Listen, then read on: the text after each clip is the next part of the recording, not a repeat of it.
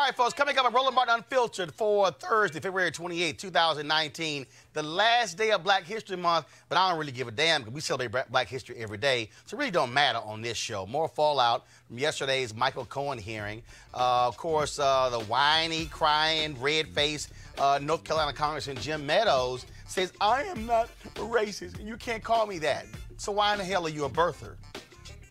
Oh, yeah, wait till we show the video, y'all, from 2012 when he said Obama, he can go back to Africa. Yeah, we're going to talk about it. Plus, we'll also talk with Congresswoman Brenda Lawrence, a member of the House Oversight Committee, about the hearing. The House also today passed a new background check bill that will close the Charleston loophole, referring to the massacre of 9 black people at Mother Emanuel AME Church in Charleston, South Carolina. Congressman Jim Clyburn pushed that effort and spoke about the bill on the House floor. We'll show you his powerful words.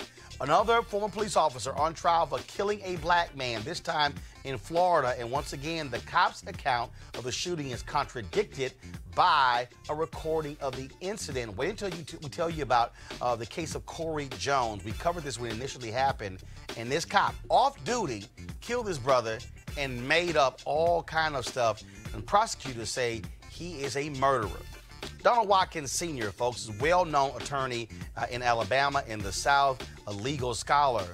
But he is fighting for his life. Him and his son are on trial as we speak in Atlanta for wire fraud and bilking millions from various people. Charles Barkley testified today saying that he gave them $6.15 million and has lost it all. AL.com journalist Roy Johnson was in the courtroom today. He's going to join us live to tell us exactly the background of this case. And folks, you will be stunned.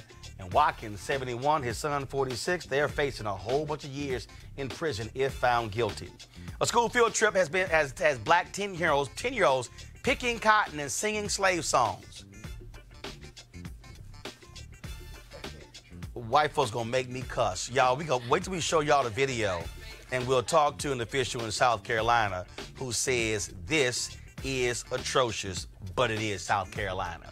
And $23 billion, that's how much more is spent on white schools versus non-white schools in America. Black folks have known about these disparities in education for a long time, but $23 billion? We'll talk with the author who discovered this and other appalling facts about separate and unequal education in America.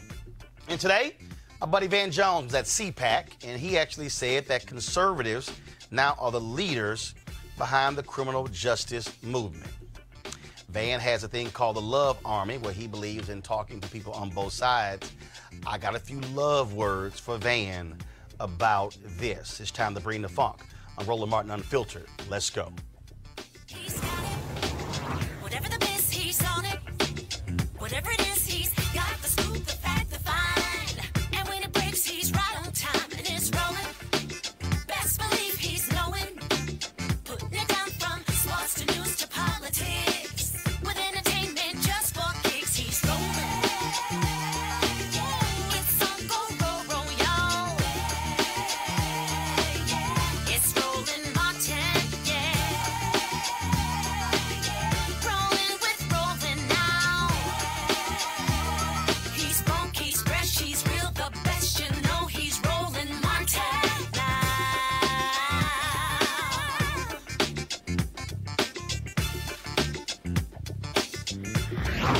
Martin. Folks, Congressman Elijah Cummings, the chair of the House Oversight Committee, says he may be calling current Donald Trump organization executives and the children of Donald Trump to testify before his committee.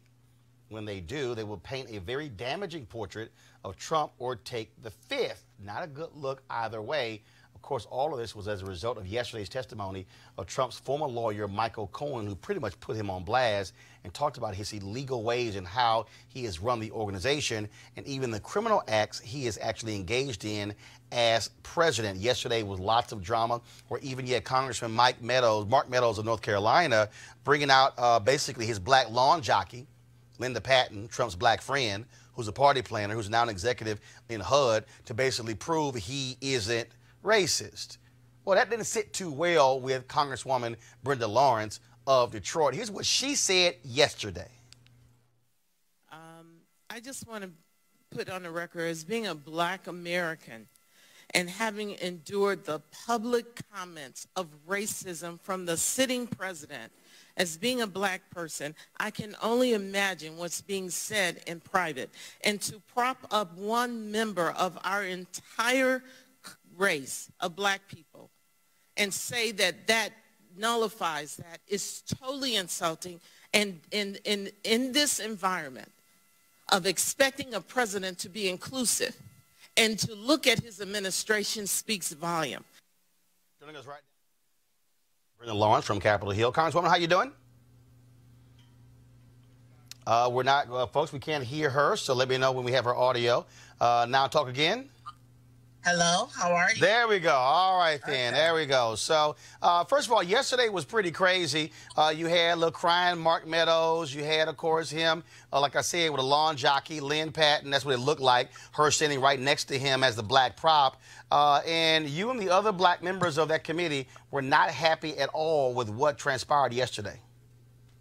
You know, I when it was happening, I was sitting there saying, is this really happening? Did that just happen? And no one said anything as if it was normal. And so I was really, I couldn't hold it in. And someone told me, I've had a few of my white friends call me and said, we don't like being called a racist. I said, well, don't do racist things. The fact that you could bring a single Black person and use her as a prop. We have never, since I've been in Congress, and all the times that I've been following congressional hearings, I've never seen a human being used as a prop. That was inappropriate. It did not meet our rules. And then to say because her father was from Alabama, then therefore she's an expert on race relations, and because if she speaks, it is. I just had such a hard time stomaching that. And so my grandmother used to tell me something. She said, as a Black woman in America, Brenda, you're going to spend the majority of your life forgiving people and educating people when it comes to racism. And I just hope that that was a teachable moment for that body. And I'm so many people have responded, so I don't think I was the only one that felt that way. Also, we also dealt with Republicans refusing to deal with the acts of Donald Trump. They wanted to basically tear apart Michael Cohen, which I totally get. But this is the same guy who was the attorney for Donald Trump all of these years. And so they didn't care about the illegal acts. They didn't care about all the lying. They wanted to say, Michael Cohen, you're a liar. But yeah, but a liar was working for a liar, and the liar he worked for had him lying to protect him. Yes. And, you know, remember, a broke clock is right twice a day. And I can tell you, Cohen came across as being very transparent. I lied. I have supported a man that did not treat people fairly, that he's a racist, a crook, and that he was very transparent. I'm no saint. And even when Miss Patton was they were saying that this woman was an African American and would she work for a racist? And he said no more than I should have as a victim of Holocaust. So I mean, it was amazing to me that you're going to whitewash all of those comments that Cohen said that the president said in private. Pretty much was what he says in public.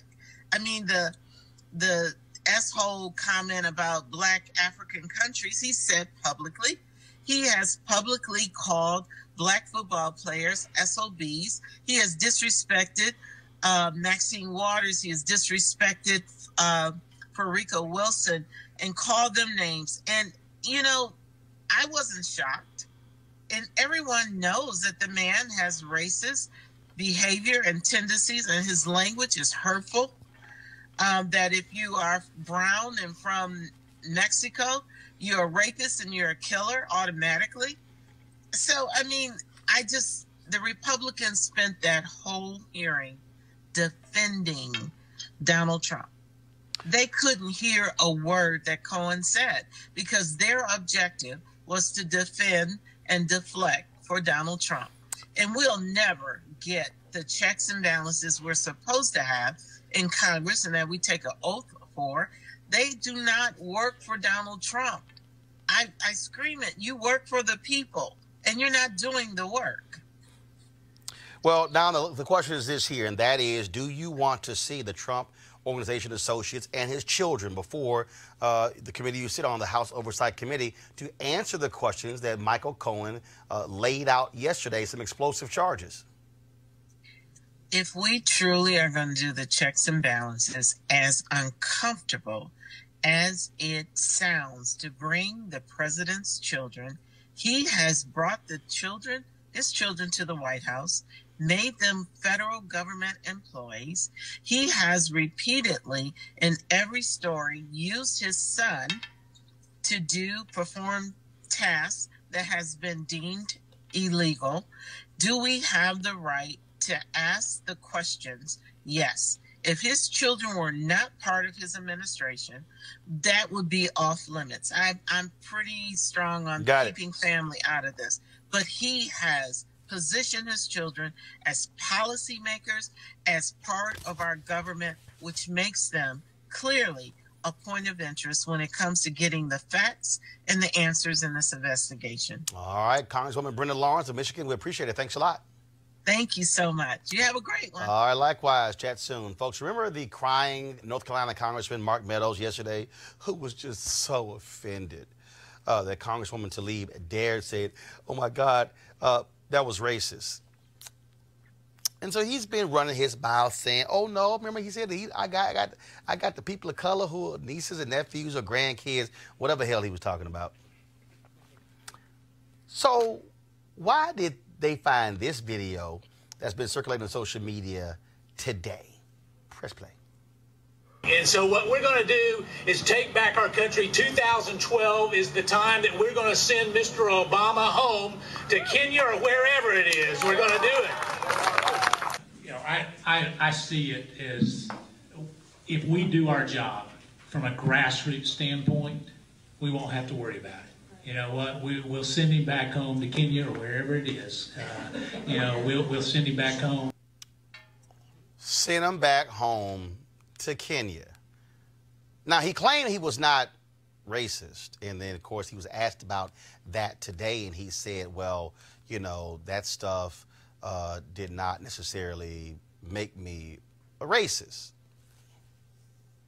Really? I'm trying to understand. How is it that that did not make you a racist? I mean, because remember, you were literally saying send him back to Kenya. I'm just trying to understand what is his point. Let's talk to our panel. Erica Savage Wilson, creator and host of Savage Politics. Dr. Julian Malveaux, economist, president emerita of Benny College. A. Scott Bolden, former chair, National Bar Association, Political Action Committee. Erica, I'll start with you. I mean, it's real simple. He can go back to Kenya wherever he's from. Quite. And then we also have to remember who Mark Meadows is. Mark Meadows is the chair of the Freedom Caucus, which is a group of House Republicans that are very much so dedicated to the base as they become to know in Trump. They so far right, they about to be left. Absolutely, absolutely, which would be a detriment to their soul. And so to add to this whole political theater, which he proclaimed was not an act, that this woman, Lynn Patton, who is a political appointee by the Trump administration for HUD, made an Instagram post on Tuesday concerning her being very disappointed in Michael Cohen and a picture of the two of them. That was picked up by someone within Mark Meadows' office, and then she appeared at the hearing with her statement appearing just about word for word submitted to Congress. So when he gets very upset and he's crying, what Congresswoman Tlaib said about this being an act, a racist act, absolutely marries well with his actions on yesterday. See, it's real simple, Scott. I mean, if you were talking about birtherism, you were dealing with the issue of racism. That's what you were dealing with. Right. And so now Mark Meadows wants to, oh, no, that's not me, that's not me. So what the hell is that? But it's the height of arrogance of white privilege and white people in this country and the depth of ignorance. Let me unpack that very quickly. Look at Mark Meadows. He believes that if he puts a black woman up who says that Donald Trump isn't a racist, then that means he's not a racist, when the evidence in the empirical data says just the opposite. But watch Mark Meadows even more.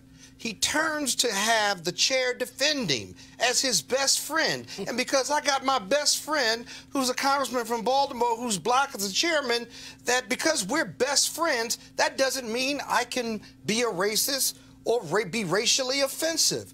You can be both. I've met Mark Meadows. I've met him in the green room. He's a friendly guy. You wouldn't know that the racism bubbling below his skin and in his heart is there. And so this whole concept that one black person or one black friend is enough to make you a non-racist, why are white people in white America trying to tell us what's racist or isn't, and they've never been a victim of it? Well, they're not people of color, and so they're the worst judges of whether they're racist or not. Julian, in 2012 interview with Roll Call, this is what Meadows said. It was probably a poor choice of words on my part more than anything else. I believe he's an American citizen. But the fact of the matter is, you said it. You said it, you bought into it more than once. So, I mean, really, I ain't trying to quite hear all this. You know, Scott's made a point that's very interesting. Racism wears an affability mask. In other words, no one is going to call, well, some people will, but very few people in 2019 are going to come up and call you the N-word. But they're code words. We'll send it back to where he belongs. Just code words. And as long as they don't use the N-word, white America thinks they're on safe ground. They think they're okay. Oh, yeah. And then Miss Lynn Patton, let's talk about that.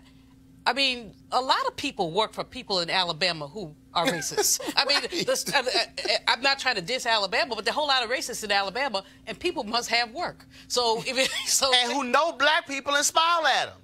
And call them friends. Exactly. Right. And go eat, you know, well, don't go eat at the house. That might go a little far. Won't go to church with them. That might go a little far. But the fact is that that woman was used. She was manipulated. All they really needed to do was put a maid's uniform on her, except for the fact that maids in our history have an honorable history. 70% of all black women were maids in 1940. But she was, you know, lawn jockey is a nice way to put it. There's some other things we won't say on television. What we must say is that this sister lost her religion, lost her face and her space. And then she went on Fox and said, oh, yes, she's so grateful to the Trump family. Okay, so gratitude and friendship are two different things. They took her from being a party planner and turned her into a HUD official. She used to be a party planner. And now she's a HUD official. Right. And so, yes, she owes them a lot. But she should not owe them racial loyalty. She owes them personal loyalty. But you can be all that and still be racist. And here's the piece. I didn't say here's that. Here's the piece. Mark Meadows, another piece is Mark Meadows offered no comment today to USA Today when it came to his birtherism video. And it's the same way. I don't give, what's her name, who can't speak English barely, the First Lady. Because she's also a birther. She went on television, Melania Trump, with birtherism. And Donald Trump, to this day, has not apologized to the Obamas for his birtherism. And so I ain't letting none of y'all slide on birtherism. So maybe Melania should go back somewhere? Hell, I don't know what. No, she need to go, but she need to go back to 2012 and damn issue apology today. Because again, this whole deal is like, oh, we should whatever country she No, what I'm saying is Melania. The reality is he's from here, she not. There you go, born here. And the bottom line is that was operating on the issue of race, and that's what birtherism was. And so she hasn't apologized, Trump hasn't apologized, and Mark Meadows ain't letting you off the hook either. So you can sit here and cry, you be all red-faced and be all offended. I don't give a damn. And in fact, you wanted to retract the comments from the record there, but we got video of you, so I'll gladly wait to hear what you got to say next. Talk about the issue of race. Let's deal with Charleston, South Carolina, of course. Remember, 9 black people were killed at Emmanuel AME Church. Well, today the House passed a bill that might have prevented that massacre of 9 folks by that racist white supremacist Dylan Roof. Now, of course, it took place in 2015. Under the current law, if the required background check for a gun purchase is not completed in 3 days, the buyer gets the gun. The bipartisan bill will increase the wait period to 10 days. Opponents of the bill didn't want to inconvenience gun buyers. Oh, really? South Carolina Congressman Jim Clyburn, who is the majority whip in the House, spoke in support of the bill on the House floor yesterday. Emmanuel AME, of course, is in his congressional district. I welcome into our Capitol today Ms. Jennifer Pinckney and her two daughters. They are the wife and children of Reverend Clemente Pinckney, who, along with 8 of his Bible study parishioners, lost his life to a demented white supremacist who said that he was interested in starting a race war.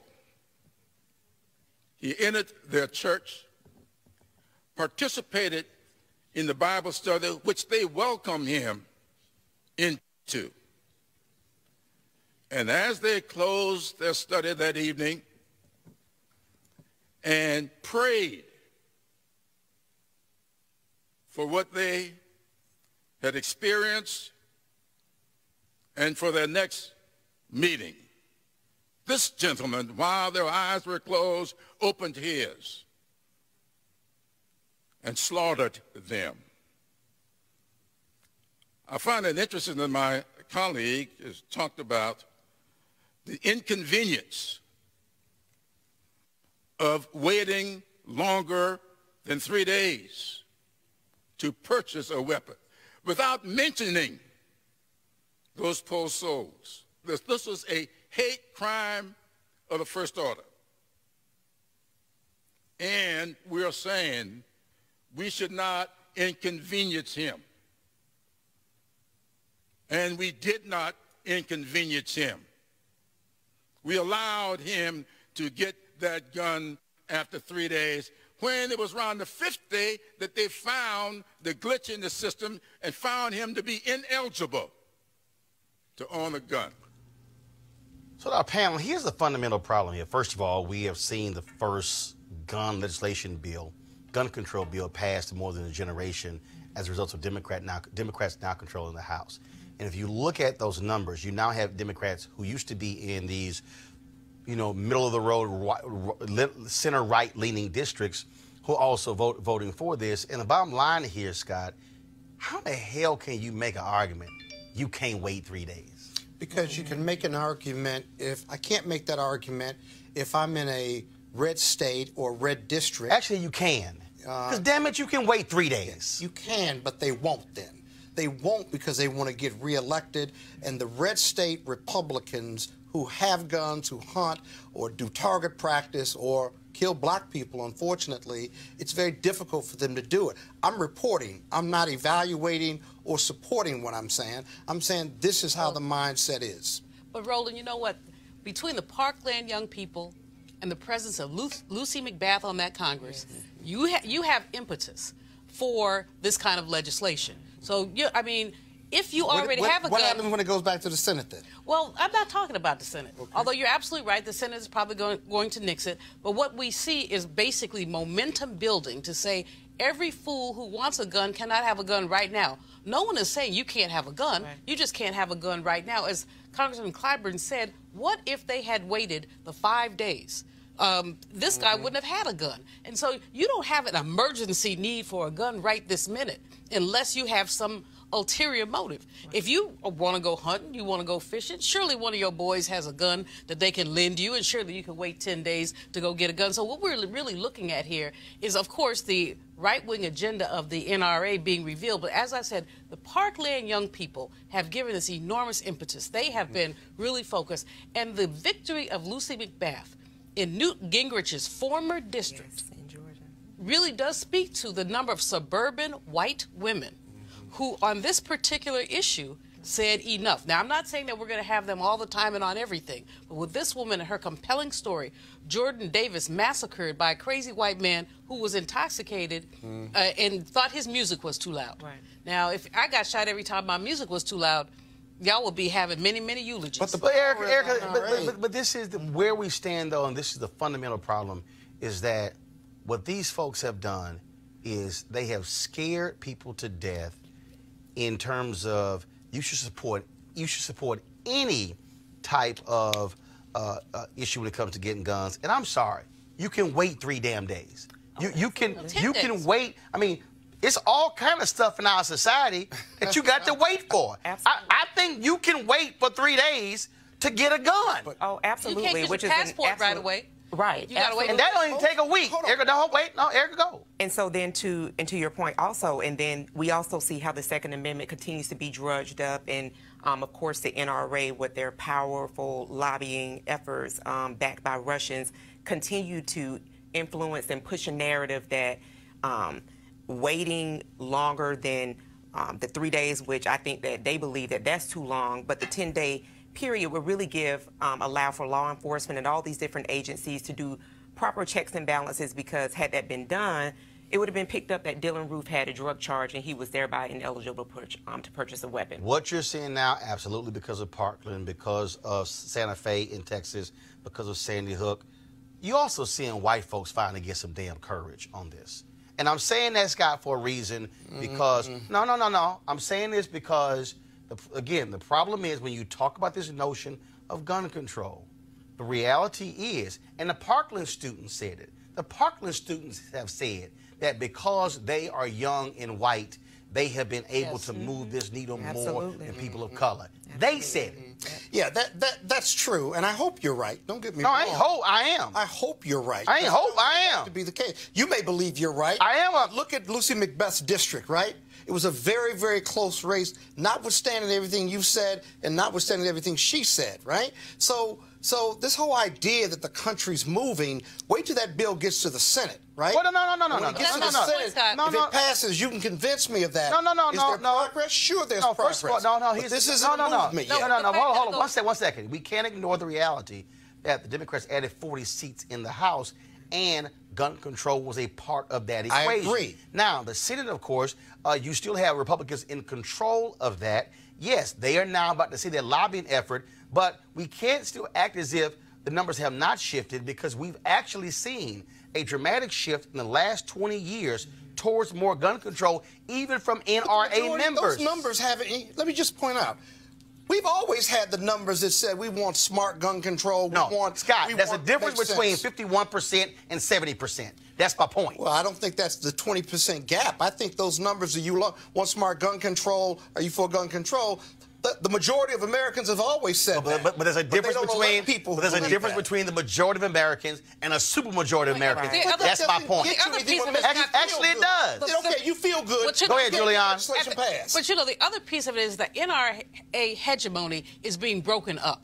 We keep seeing these mass shootings, and as you say, Roland, this is not black people going in these places and shooting stuff up. We had a couple, but not very many. These are white folks killing white folks. There might be a black person hiding under the desk, and so you see this hegemony. You see white people who were heretofore Republicans say, my child was shot. Right. You know, I don't get to see my son's wedding or my daughter's, birth or anything like that. So you see people who are being moved, and they really are looking at the intransience of these Republicans. Got it. And they're breaking. All right, folks. Let's not talk about what's happening in Florida. We covered this case when it first happened. That is, a former cop is now on trial for manslaughter in the shooting death of a stranded motorist, Corey Jones. Corey Jones' car was disabled, so he called for roadside assistance. An undercover Palm Beach Gardens, Florida cop, Newman Raja, approached the car. Everyone agrees on that. This is what he said happened when he talked to investigators shortly after the shooting. I thought it was a disabled vehicle on the side of the road, or an abandoned vehicle. So I saw this vehicle and everything, and I was like, okay, I've got this vehicle on the side of the road, and I'm going to check out with it, make sure everything's okay. I didn't think there was anybody in there, and as I got close to the vehicle, and the door swung open, and this guy jumps up, and I immediately got out of the van, and he's like, I'm okay, man. And at which point I said, hey man, police, can I help you? And second I said police, he jumped back, and I clearly remember him drawing and pointing a gun at me. I saw that silver muzzle, and he had, I can swear on this, he had a Laser Max laser in the guide rod in the gun, and I saw that red light of that Laser Max flashing at me, and I immediately just shouted, "Drop the gun!" And sorry. Let's do this. Take a deep breath. I remember pulling the trigger, I think 2 to 3 times. Here's what his lying ass didn't know. That when all this went down, Corey Jones was still on the phone with roadside assistance when Raja approached the car. Now, remember he said when he got near the vehicle, the door swung open? Now, check this out. The dinging you hear is the door open before Raja gets there. 7 seconds before he first speaks, he told investigators that he identified himself as a cop. Also, remember, he said he was not in uniform. Press play. Is there any buildings, landmarks, anything like that that I could use to pinpoint your address?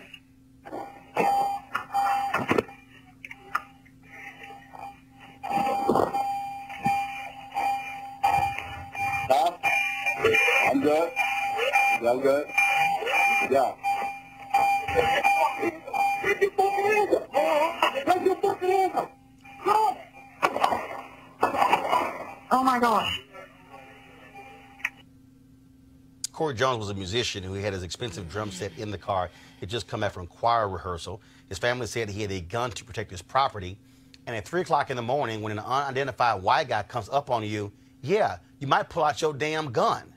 When the trial opened earlier this week, the prosecutor called Raja a reckless killer and an angel of death who at no time acted like a law enforcement officer, how they should be in helping citizens. But not only that, you remember also in this trial, the officer actually was coming from a different direction. So this guy's parked on the side of the road. This cop literally turns around, Erica. Yeah. And comes from a different direction to approach him. This Raja hunted him down. Oh, absolutely, which is the unfortunate testimony of black and brown men and women across this country. And I will say to you that what is even more bothersome with the audio is that there seems to be some sort of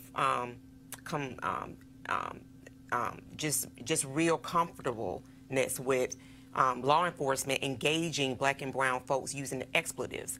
The way that he initially described that encounter to say that, you know, sir, how can I help you? Very diplomatic, the way that you would expect someone who operates off of taxpayer dollars, who serve the people, to engage, that wasn't it. So he literally raised his voice. He provoked him. It seems as though he got himself hyped up so that the execution that he was about to commit would then be justified in his own mind. It still doesn't make practical sense.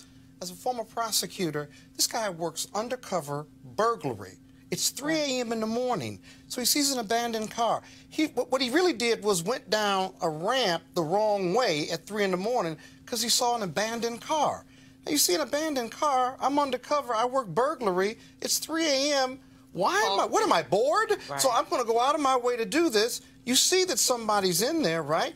You clearly don't identify yourself, so now it's mano a mano, right? 3 a.m. in the morning. He's dark-skinned, as this from the video, and this musician is on the phone. And he says, I'm good. He said, really? I said, yeah, I'm good. Really? Really? Get your hold up. up. So this is from the CBS 12 Twitter account. Y'all, this is what Raja was driving. That's the vehicle. Who the hell, if you are abandoned in a white vehicle, and also let's keep in mind, because we kept doing these stories, there were numerous times of people impersonating cops in Florida, rolling up on folks, stealing from them. Right. So you are aware of this at the time in Florida. That's why he had the gun. I mean, as they said, he had an expensive drum set. He was coming from choir rehearsal, whatever. He knew that he needed to protect himself.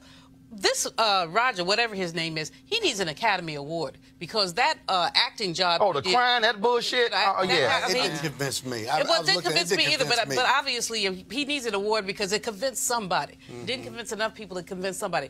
As Erica said, this is a pattern in practice of a tax on our people. Yep. And even if we could justify it, we can't justify any of it. But the use of the F word, the aggressive language, really suggests that he was not trying to help. He was trying to start some stuff. That's all he was trying to do. All right, folks, I'm going to a break in a second, but I want to do this here real quick. I got to tell you about another trial that's happening, which is actually shocking to a lot of people. Donald Watkins Sr. comes from a well-known family in Alabama, an historic family. His father, Levi Watkins Sr., he was longtime president of Alabama State University. Donald Watkins Sr., a prominent attorney there, not only with his law firm, but also owning other businesses. His brother, the late Levi Watkins Jr., a historic heart surgeon at Johns Hopkins University. In fact, he and another doctor became the first to install a defibrillator in someone's chest. And so I met Levi Watkins, amazing guy, died 4 years ago. But this story is stunning in that Donald Watkins Sr. and Donald Watkins Jr., his son, are on trial right now in an Atlanta federal courtroom for bilking millions of dollars from investors, including a number of athletes. Donald Watkins Sr. and Jr. have been charged with wire fraud, bank fraud, and conspiracy to commit wire and bank fraud. Basically, they are charged with taking loans and investments from people for specific business purposes and using the money for themselves, paying off alimony, American Express cards, going out to eat.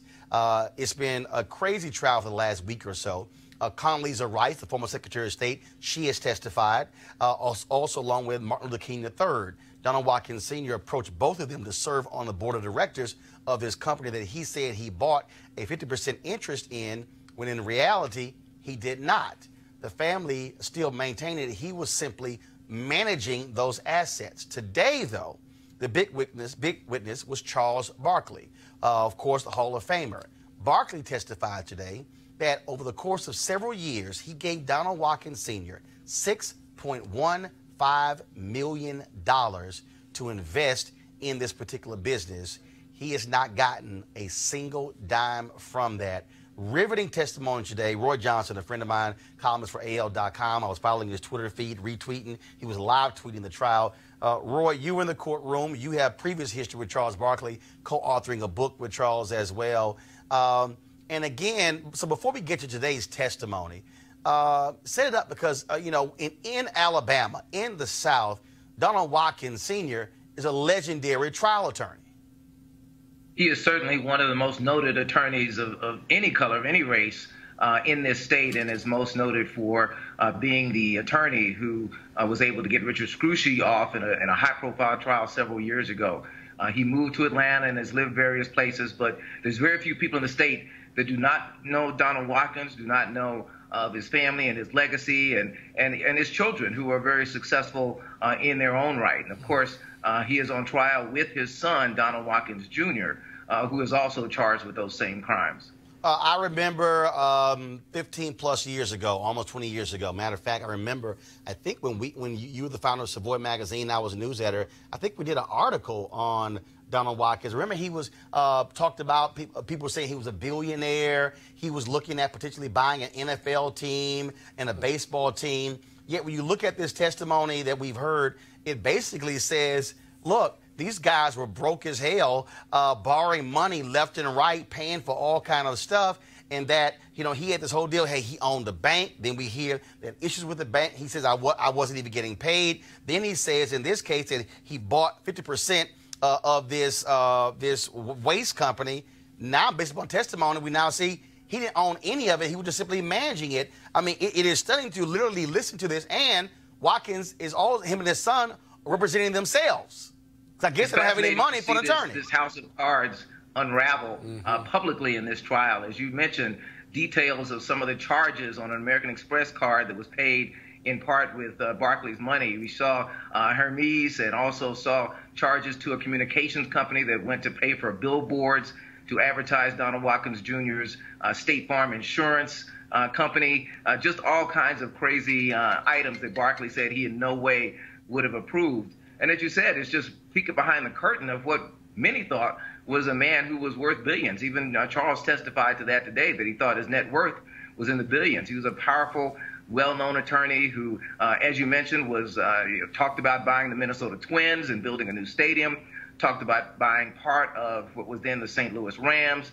So Donald Watkins has been front and foremost in some powerful circles for many, many years, and that was part of the sell. That was part of the draw which lured a lot of these African-American athletes to invest with him, as well as also, I think being a prominent African-American. I mean, certainly athletes are often criticized for not doing business with other African-Americans, for not hiring them, and perhaps not investing with them. Here's a case where I think he leveraged that relationship to perhaps get them to believe in him perhaps a little bit more than they should have, and certainly to not do due diligence. Charles testified today that he never read any of the papers that Watkins would send him, papers that he had his financial advisor sign agreements to loan money to Donald Watkins Sr. and his company for purchasing portions of that company. Today he said he was shocked, mad, and disappointed, but mostly mad at the things he was hearing as they were reading emails showing American Express charges and talking about the things that are alleging the things that Donald Watkins Sr. paid for. What was it like sitting in the courtroom seeing Donald Watkins Sr. and Donald Watkins Jr. cross-examining Charles Barkley about them essentially stealing $6 million from him? I mean, it had to be surreal, them talking in a third person when there are emails that's showing where, hey, can we get another loan from Charles? Can we get this? Can we get that? That had to be crazy.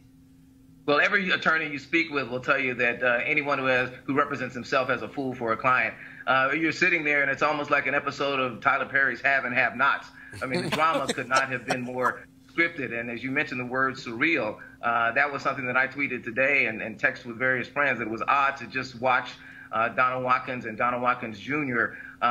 Represent themselves and defend themselves and ask questions that, to many observers, perhaps dug the hole deeper for them. Of course, it's up to a jury to decide exactly between what they heard and what they're going to believe. But yes, it's very odd when you see anyone representing themselves, particularly in a trial that is as scintillating as this and revealing as this, and surprising and shocking to many. Last question for you. Also, a former Birmingham mayor, Richard Arrington, has been given immunity in this trial. He also has testified. Surely black folks in Birmingham, in Atlanta, in Alabama, have to be shocked and stunned because they really look toward Donald Watkins as being a major, major success story.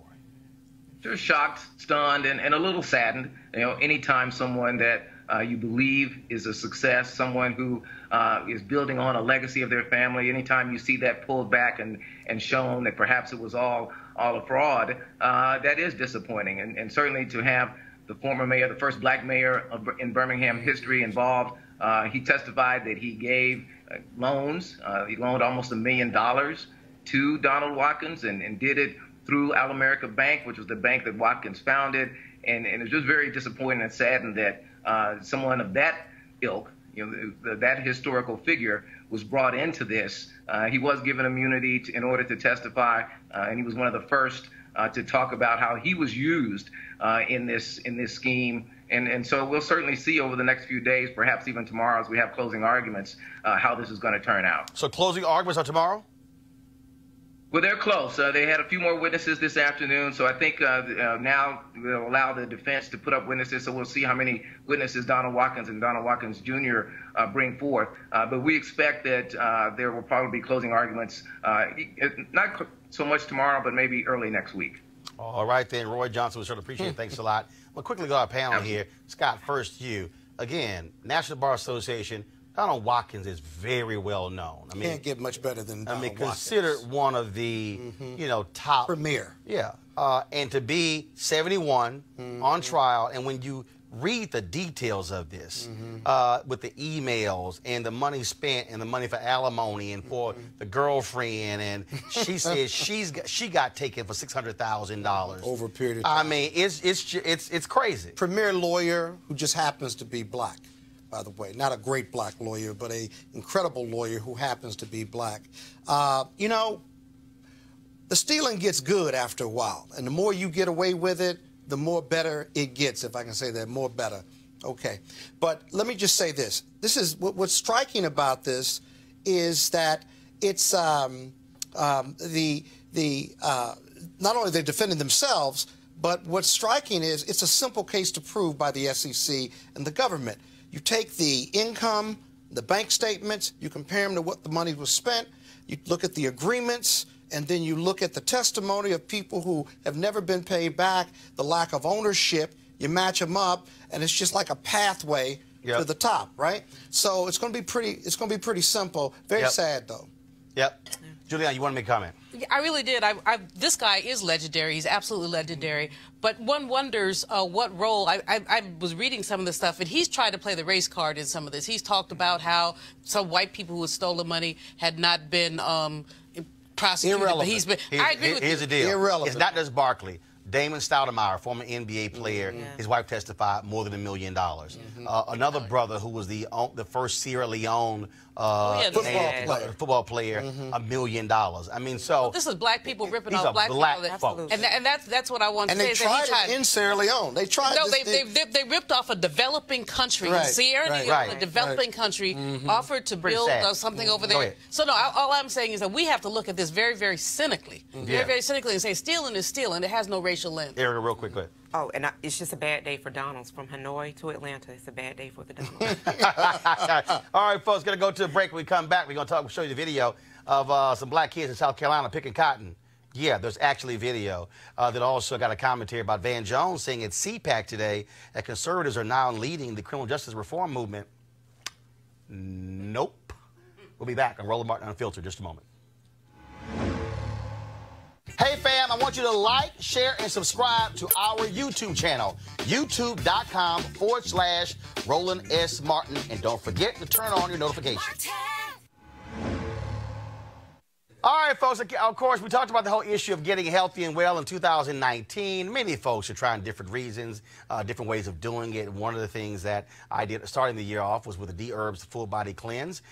It was a great doing. It lasted 20 days, all fruit, nuts, and vegetables. And look, like I say, it was an easy way for me to be able to do it. A little tough the first few days, but also have a drink, a lot more water, all about getting stronger, getting healthier. And you have different reasons. Look, for me, it's all about getting ready for a golf season. That's what's important to me. I don't give a damn about the beach. And so I'm trying. Scott ain't got no golf game, so that's why he don't want to even have this conversation. Scott ain't got a beach game. You know that. Scott gonna wear that suit on the beach. All right, y'all. So out there, we want to deal with the toxicity, excessive eating, processed foods, fried foods, and all of that. What you can do is, of course, try the Dherbs Full Body Cleanse. They have 27 different cleanses you can actually try as well. So we want you to do is, we want you to go to, folks, go to Dherbs.com, Dherbs.com. Use the promo code Roland when you check out. You can also call 1-866-DHERBS, 1-866-4-DHERBS, 1-866-4-DHERBS. And again, use the promo code Roland.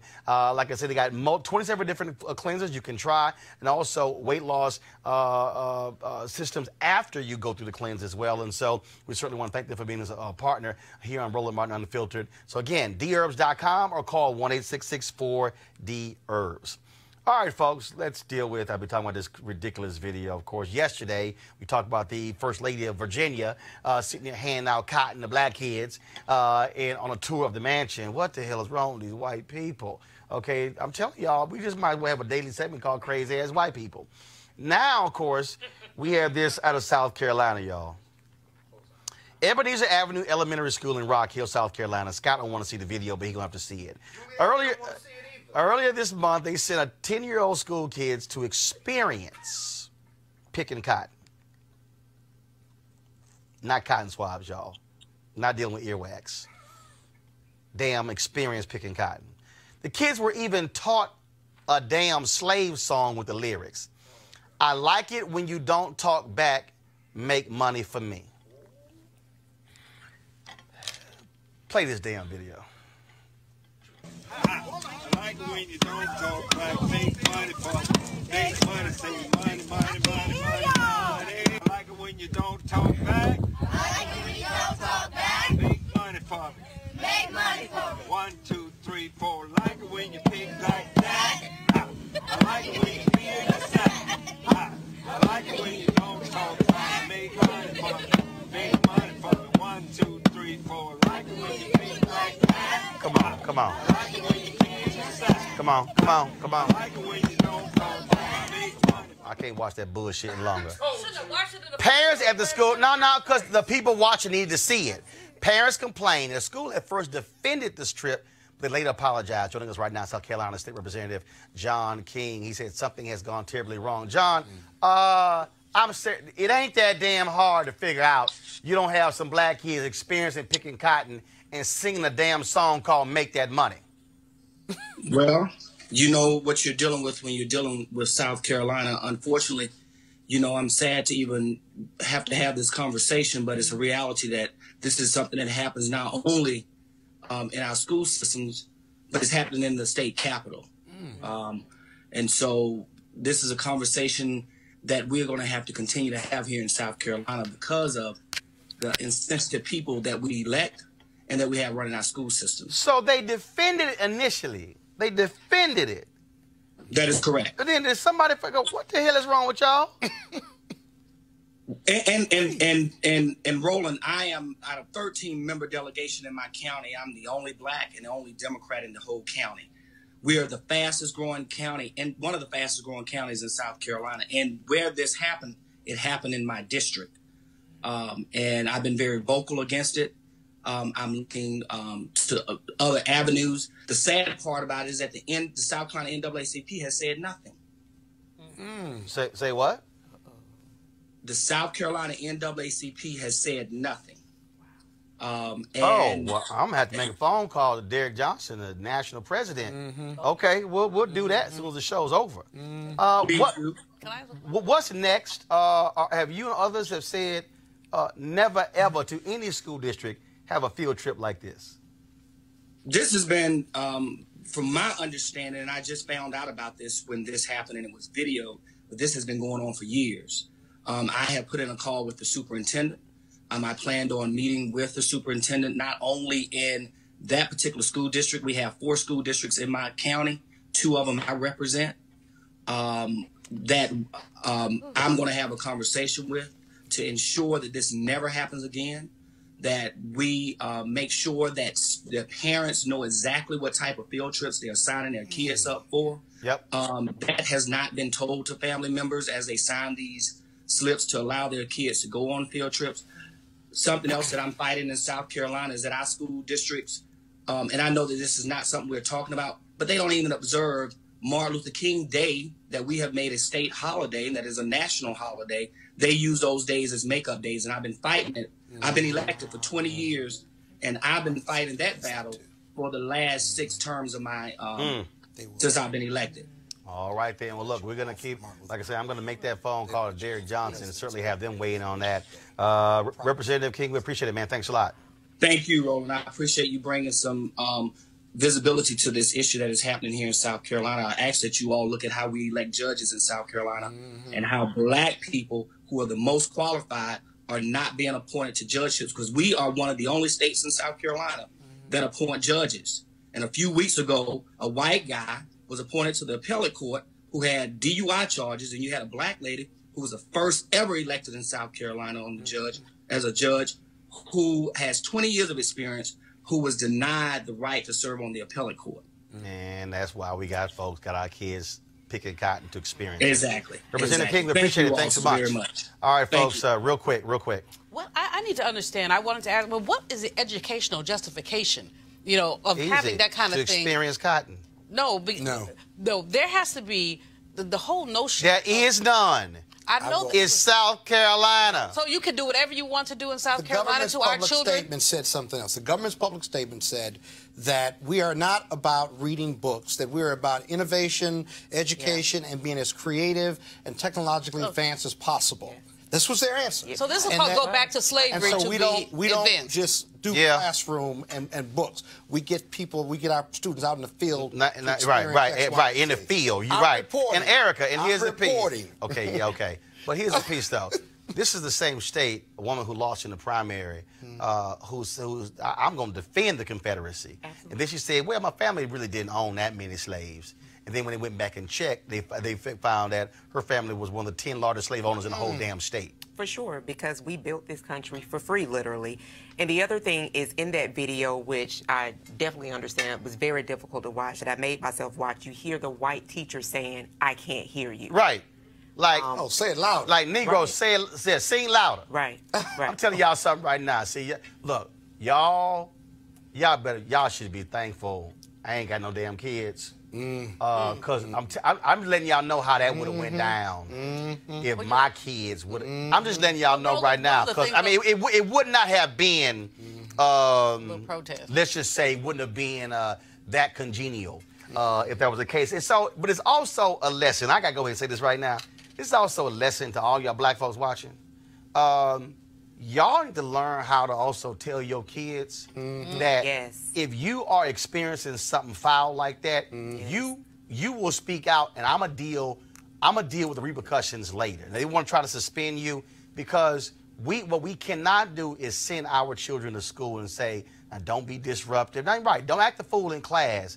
But if somebody gonna have a slave skit or have you experiencing cotton, that's when you say, baby, it's all right to go ahead and cuss your teacher out because that's just crazy. And I'm telling you, a whole bunch of us don't really press folk when it comes to that. I got another guess. I gotta go to that next story. But I'm just letting y'all know right now. Raise your kids right, because I'm just letting you know it would have been it would have been some furniture moving in that classroom. Just saying. I gotta go to a break. When we come back, we're gonna talk about this disparity. $23 billion between education for white kids and black kids. And also, a few words I got dealing with criminal justice reform. My man Van Jones spoke at CPAC, Conservative Political Action Committee, their conference today. Something wrong with Van. Didn't set me right. Van, you my man, but it didn't sit well with me. And I got some words for you that y'all need to hear. That's next on Roland Martin Unfiltered. You want to support Roland Martin Unfiltered? Be sure to join our Bring the Funk fan club. Every dollar that you give to us supports our daily digital show. There's only one daily digital show out here that keeps it black and keep it real as Roland Martin Unfiltered. Support the Roland Martin Unfiltered daily digital show by going to RolandMartinUnfiltered.com. Our goal is to get 20,000 of our fans contributing $50 each for the whole year. You can make this possible. Roland Martin.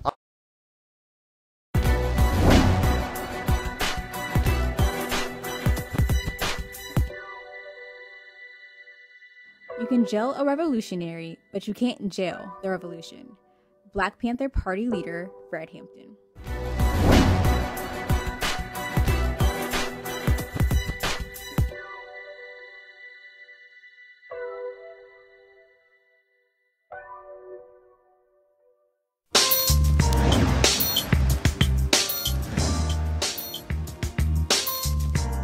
All right, y'all, HBCU Giving Day. The school of the HBCU is Bluefield State College. Bluefield State, of course, is in West Virginia. It is actually it's an HBCU, but it's predominantly white.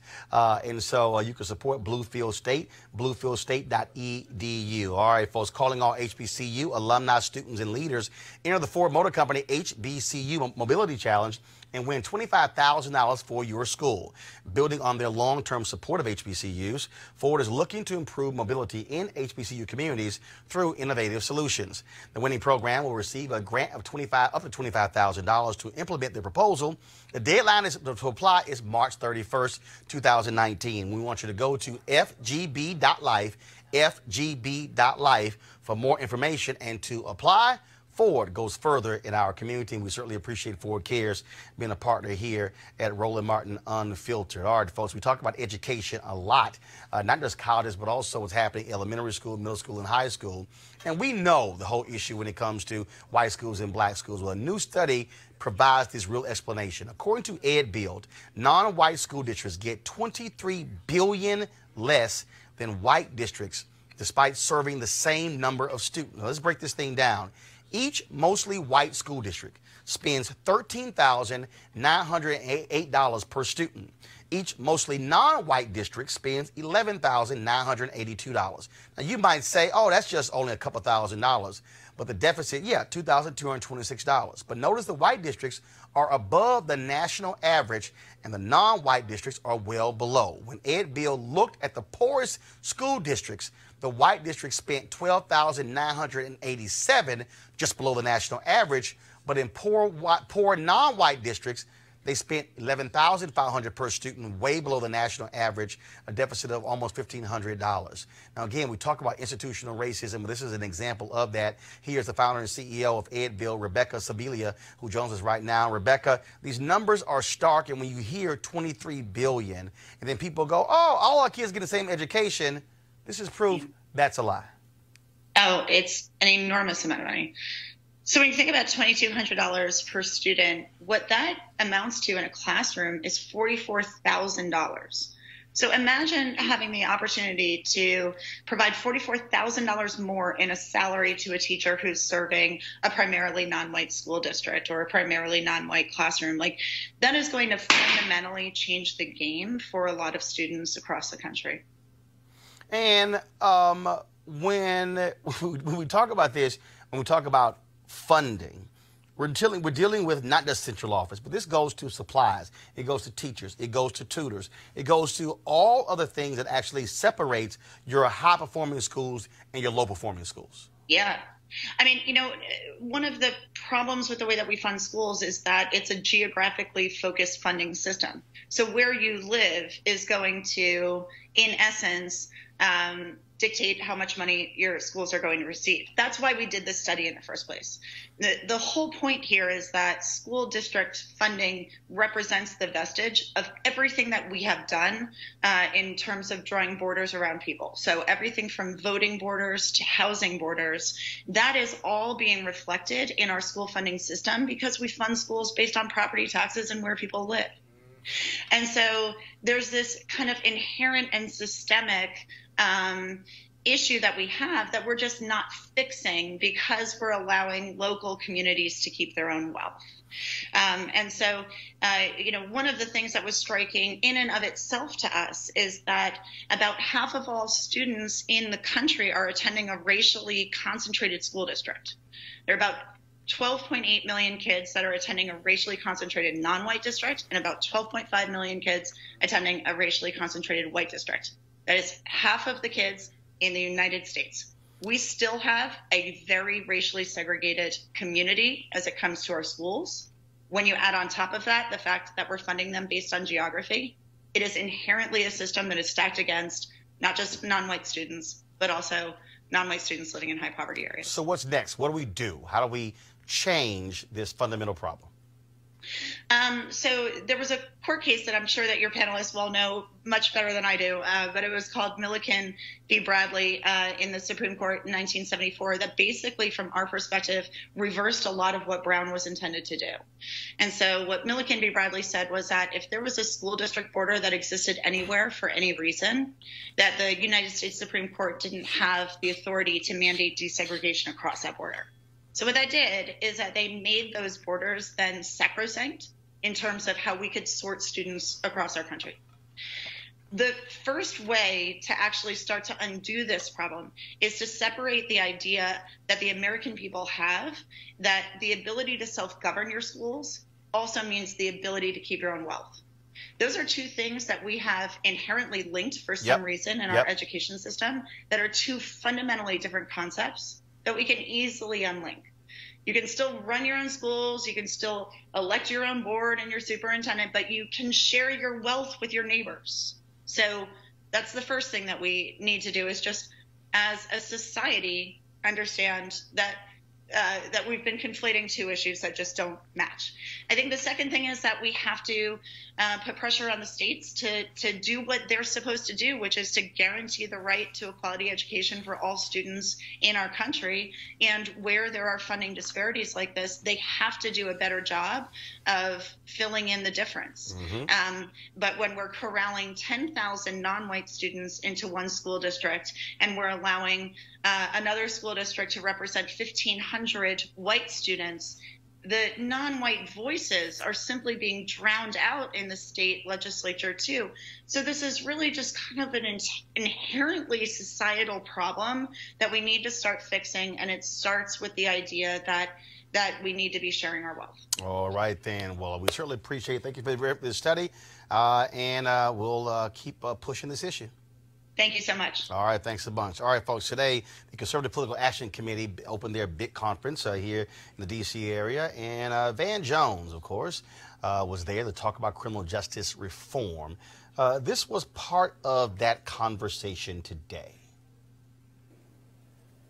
The conservative movement in this country, unfortunately from my point of view, is now the leader on this issue of reform, in that you look at Mississippi, a rock-ribbed, totally conservative, former jailer is the governor there, Governor Bryant. Governor Bryant has cut the prison population and crime at the same time. Deal in Georgia cut the prison population and crime at the same time. Rick Perry cut the prison population, prison expenditures, and crime at the same time. Ohio, South Carolina, what you're seeing now are Republican governors being tough on the dollars, tough on crime, and shrinking prison populations and showing the rest of the country that it can be done. Now, my problem is I now have a conservative movement that, for libertarian reasons, for Christian conservative reasons, and for fiscally conservative reasons, is actually doing a great job on what should be my issue. This is supposed to be my issue. You are stealing my issue. So,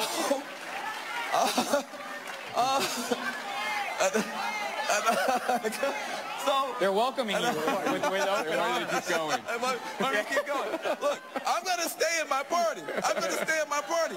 But what I want to say, but take some dadgum credit for being smart.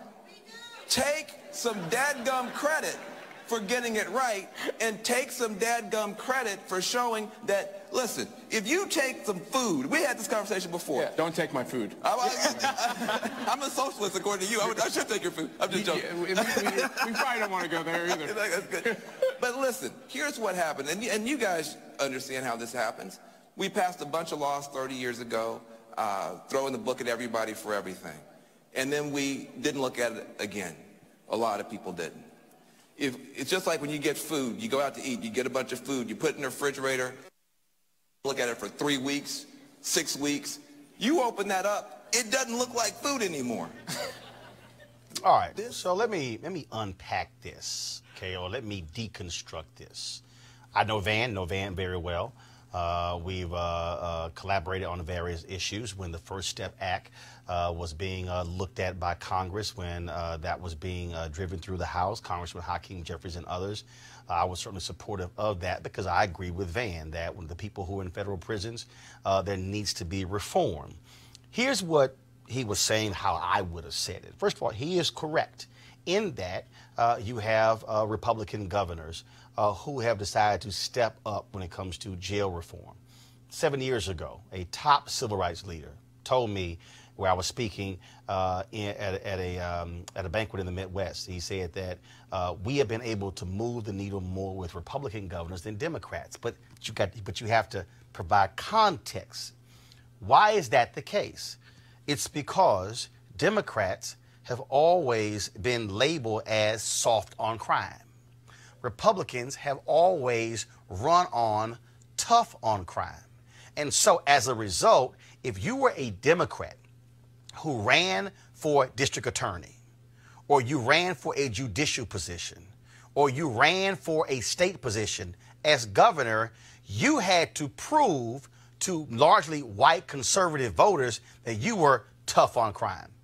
I'm born and raised in Texas. I remember when Mark White was running for re-election, and he was in a studio, and there literally were posters that were 3 times the size of him. And he was walking through, and it was all of these photos of largely black and brown people and a few white people. And they were photos of people who he said Texas put to death.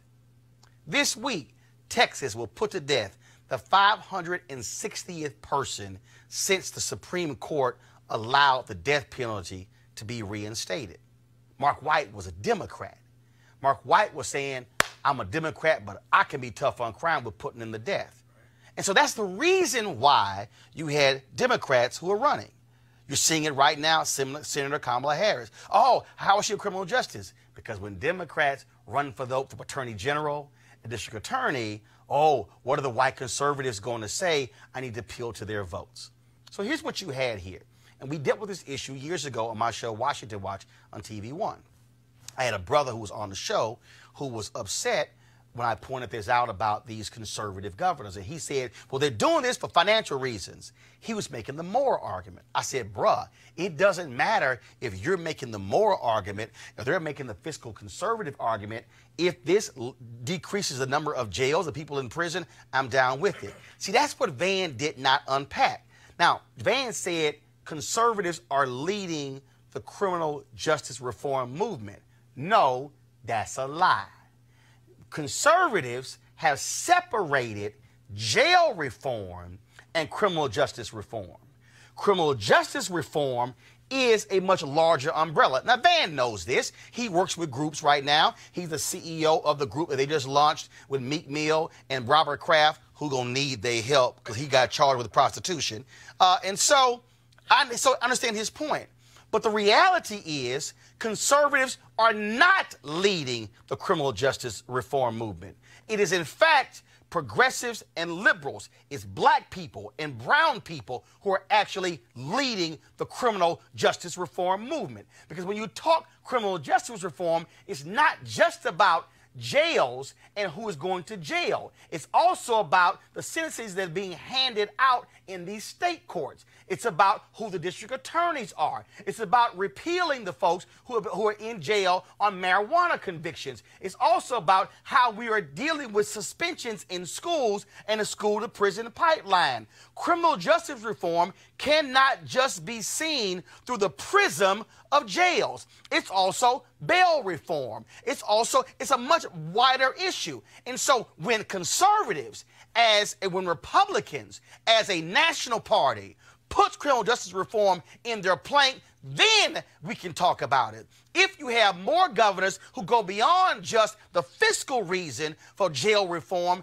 then we can have the conversation. But see, Van, I could not be like you and sit in a room of conservatives and say they have been smart on this when in fact you still have too many Republicans who tried to block the First Step Act, who tried to block criminal justice reform. You still have the Senator Tom Cottons of the world from Arkansas. You still have Jeff Sessions who blocked it with DOJ. You still have folks who are putting these things in place. The reality is Bob McCulloch was thrown out in St. Louis and replaced by progressive Wesley Bell. Larry Krasner became the DA in Philadelphia. You, of course, have Marilyn Mosby in Baltimore. You have, of course, Amalia Airman's down in Florida. So you got black folks. You got now Justice Crusoe, former judge in Dallas, who's now the DA. You now have progressive-minded district attorneys who are starting from a position of we are not going to throw everybody in jail. This is my issue, Van. If conservatives are actually leading the movement, and I understand Trump signed the First Step Act and what he touted, but has Donald Trump reversed all of the actions of Jeff Sessions that he put in place when he became Attorney General? The answer is no. Has Donald Trump and Jared Kushner and Republicans reversed it when they said we're going to go back to private prisons? No, they have not done that. Jeff Sessions told his prosecutors to stop doing what Eric Holder said, and that is don't go for the maximum. He said, no, you go for the maximum sentences you can actually impose. And so I am not going to somehow say that conservatives are leading a criminal justice reform movement when the proof simply is not there. Just because a governor in Mississippi and a governor in Texas, and just because a governor in Kansas, they have made those decisions, and a governor in Georgia, they still are fundamentally have bad policy overall when it comes to criminal justice reform. The day when the Republican National Committee and Republicans in the House and Republicans in the Senate and the Republican Governors Association and the Republicans, all of their various groups, the day when they as a party stands up and says that we are fully backing criminal justice reform on every single level, then I will say that's what they're doing. But there's no way in hell I will say that and give them cover when the very people who are at CPAC are the same folks who are going to go home and do what they do. Governor Abbott of Texas, he needs to step up and pardon Crystal Mason, who was put in prison for 5 years for voting when she didn't realize she could not vote, and she lost her job, and she also had a family. Show me, please, when they are going to do more than just confront what's happening in jails. You had better deal with what's happening of throwing people in prisons, what's happening with juveniles, what's happening in high schools, and middle schools, and elementary schools. I am not going to give somebody credit for a small piece of criminal justice reform. No, you're going to have to do a hell of a lot more than that. Van, you my boy, but you wrong. And you were wrong for giving them that comfort. And what you should have done, Van, is challenge them to do more. What you should have said is, here are your marching orders. What you should have said, that if you are real and true about criminal justice reform, do this, this, this, this, and this. The damage has been done because of conservative policies, and Democrats went along with that crap because they were scared to be called weak on crime. No, you are not getting off that easy, CPAC or the GOP or Trump. You got a hell of a lot more work to do than what you've done thus far. Final comment from our panelists. I think you nailed it. There's not much else to say, but I will say one word. Exactly. I said because Willie Horton. Let's just see, but what has happened is these conservatives do racial manipulation to make people frightened of black people, and then the Democrats are supposed to be so soft on crime, as you said, and so they don't say anything. Willie Horton was an aberration, but Willie Horton was used to win an election, and we've seen cards like that played time and time and time again. And so Van was playing Mr. Bojangles for the white folks. I hope he was paid well. Well, you know, here's the deal. I understand he worked with Jared Kushner and the folks who put in the First Step Act. He's absolutely right what those individual states have done. But again, that was largely jail reform. Republicans initially wanted jail reform. It was Hakeem Jeffries and Senator Cory Booker and Senator Dick Durbin who pushed them, saying, no, this thing has got to be broader than that. And I'll give it, Senator Chuck Grassley, Republican of Iowa, even said that's not good enough. But I'm not going to say without the proof, show me where they are leading, Erica, because I'm not seeing that. It's too many young folks and too many black folks and Latino folks who are in the streets right now. If conservatives are leading the criminal justice reform movement, I want to see when they march it in Chicago against cops. Well, we won't see it, but we will continue to see commentary about Chicago. For that statement to be made next to Matt Schlapp, whose wife Mercedes Schlapp works in the White House, to crown conservatives, so to speak, as being kings and queens of criminal justice reform was irresponsible at the best. Scott? I'm still trying to figure out how you reduce prison population and reduce crime at the same time. Those statistics have to be checked. I'm not ready to crown them either, given their history, and I think you nailed it when you said, don't give them too much history. This was a financial decision, prison reform, and these private prisons that have been costing states all over this country millions and millions of dollars. And for what? To house these prisons and to build new prisons. And they used to argue that it was about the jobs, not about housing black and brown people. So I think there's even more unpacking to do, Roland. And again, I will give you credit where credit has been earned. But I'm not going to say they are leading the criminal justice reform movement, because that is not what is going on. And that First Step Act was about that big. Important, but it was that big. Remember, you had Democrats who wanted a much larger criminal justice reform bill. Republicans said, no, that's going a little too far. First Step, just so we know. First Step represents about 5% of what needs to be done, about 5%. But also it's called the first step, which means, damn it, it's a second and a third. Show me where that bill is. Exactly. I was about to say, that's what I'm waiting where's on. that pending? That's what I'm waiting on. I'm waiting on. That's all I'm waiting on. And what are they going to do about the killing fields of Chicago? That's all I'm waiting on. No, I ain't going to use Chicago. What they going to do about fields of DC? What they going to do about all these different cities?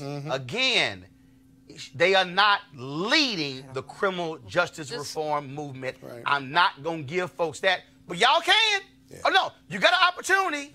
Just legalize marijuana. Yeah, let's see if you do it. Let's see if you do it. All right, folks, we got to go. Here's the deal. Tomorrow, I've got meetings in New York. I'm not doing a show tomorrow. Monique Preston is going to be sitting in for me. We are going to be in Selma this weekend. So we're going to be live. So tomorrow we'll be talking to Reverend Jesse Jackson Sr. from Selma. And so on the show tomorrow. But in addition to that, after our show tomorrow, Mark Thompson, he's actually leading a town hall that's taking place there at a Baptist church in Selma. We're going to be live streaming that. We're going to be streaming events all weekend. This is the Jubilee there in Selma that commemorates Bloody Sunday. And so Sunday, we're going to have the commemorative march across the Selma Bridge. We'll be bringing that to you live as well. And so we want you to tune in, retweet it, share with people. And folks, this is why we want you to support Roland Martin Unfiltered, because the reality is this. There ain't no other show like this one on cable news, broadcast news, in the digital space as well. It's a bunch of people out there talking to a camera, but that's not called an actual show. And so we're actually covering the issues that matter to us and bringing news and information to you that are not being covered anywhere else. I'm going to be real clear. Obama not going to be in Selma this weekend. Trump not going to be there. So you know what that means? Mainstream media cameras will not be there. We're going to be bringing you black folks who are talking about the issues that we care about, looking forward to 2020. So we want you to watch all of our coverage this weekend. Do me a favor. Go to YouTube, go to Facebook, go to Periscope, set your live notifications so every time we go live, you get an alert. We also want you to support what we do. We want you to go to RolandMartinUnfiltered.com, join our Bring the Funk fan club. Next week, we're going to be telling you about some different discounts that you can get as a member. 20% off anybody who members of our Bring the Funk fan club for items that we're selling. I'm going to show you what those are going to be next week. And so that's why you want to join our Bring the Funk fan club. And so, folks, it was an absolutely great day. Erica, Scott, Juliana, I appreciate it. I want to thank all our guests as well.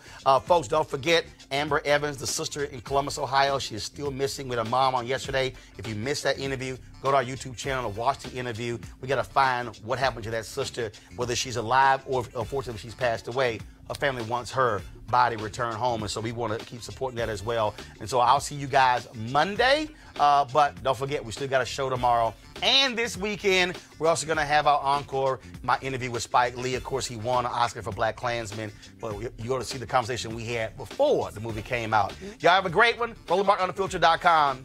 Join the fan club. Holla! That's your one.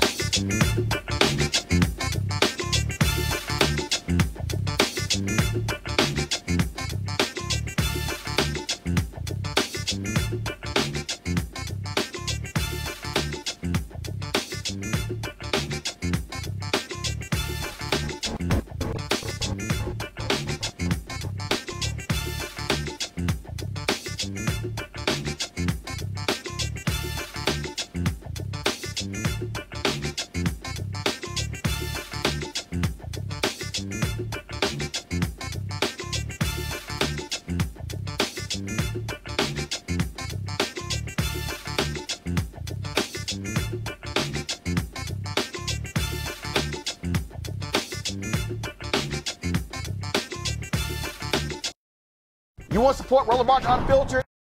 Be sure to join our Bring the Funk fan club. Every dollar that you give to us supports our daily digital show. There's only one daily digital show out here that keeps it black and keep it real as Roland Martin Unfiltered. Support the Roland Martin Unfiltered daily digital show by going to RolandMartinUnfiltered.com. Our goal is to get 20,000 of our fans contributing $50 each for the whole year. You can make this possible. RolandMartinUnfiltered.com.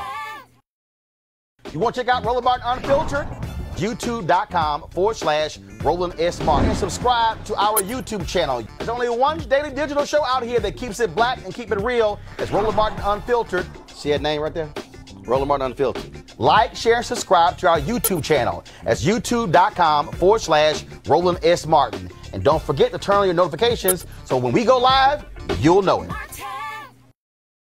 Hey fam, want to check out Roland Martin Unfiltered? The blackest show on all of digital, cable, and broadcast. Check out our audio podcast.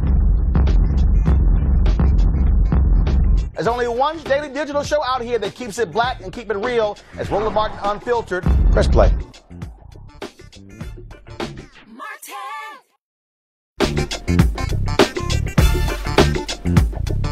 Peace.